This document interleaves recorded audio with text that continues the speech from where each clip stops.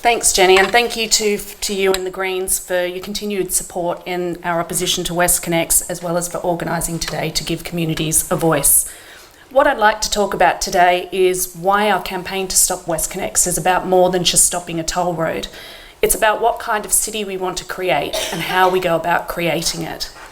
Many of you here will have heard of Jane Jacobs, who would have turned 100 this week. She, of course, was the wonderful but ordinary citizen who helped save much of Lower Manhattan from freeway destruction in the 1950s and 60s. She said that cities have the capability of providing for everybody only because and only when they are created by everybody. And of course, this is the very opposite of what we're seeing with WestConnex. We've got a situation where as taxpayers, we're being forced to hand over billions of dollars to private companies to build the thing, because after successive tollway failures, including the Cross City and Lane Cove tunnels, no private company will touch it. Yet there's been no transparency around this huge handover of public funds into private hands, as the Baird government has refused to release the full and unredacted business case, and it's handed over responsibility for building WestConnex to the Sydney Motorway Corporation, a private company that's unaccountable to the public. Construction contracts were signed and thousands of people forced from their homes and businesses before any planning approvals were granted. And we now know that companies that won these contracts, including Leighton and Samsung, have been engaging in massive corruption to win similar contracts overseas.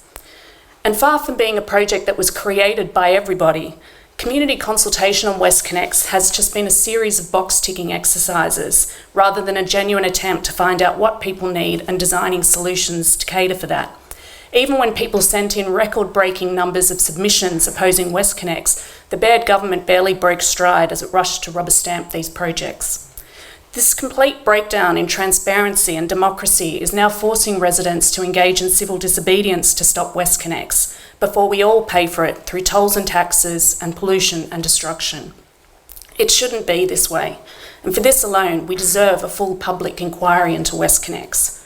But we should also be demanding better when it comes to the kind of city we want to create, because there are not many world cities nowadays that still regard building huge destructive motorways that dump thousands of cars into the inner city as progress.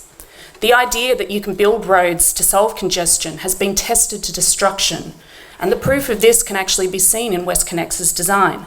Most of it duplicates roads we already have, like the M4, the M5 East, the City West Link, which in turn were once touted as solutions to congestion on other roads, and now, of course, Sydney's traffic is still in gridlock.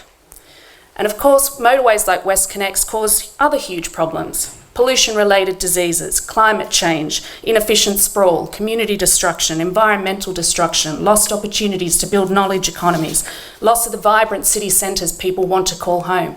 The list just goes on. And it's for this reason that cities such as Seoul, Paris, New York, San Francisco are now tearing down their freeways instead of building new ones. Because what they're finding is this doesn't cause traffic chaos. Instead, it reduces traffic as people switch to other modes of transport, and these former roads become spaces for people again and not cars. Now, if Sydney were to combine an approach like that with other initiatives such as better public transport, better cycling and walking facilities, proper investment in creating jobs and vibrant centres in our west, then we could have the beginnings of a wonderful new vision for our city. It'd cost a whole lot less than $16.8 billion too. Now, I don't believe it's too late to stop WestConnex and start moving towards this kind of vision for Sydney. But we've got to act now, because if we don't stop WestConnex, we won't just end up with a gigantic white elephant of a tollway that's destroyed vibrant communities and sold people in Western Sydney out to toll road operators.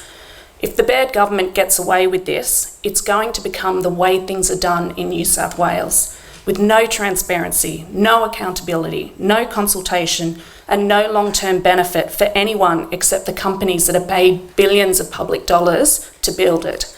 And that's no way to create a livable city for anyone. Thank you.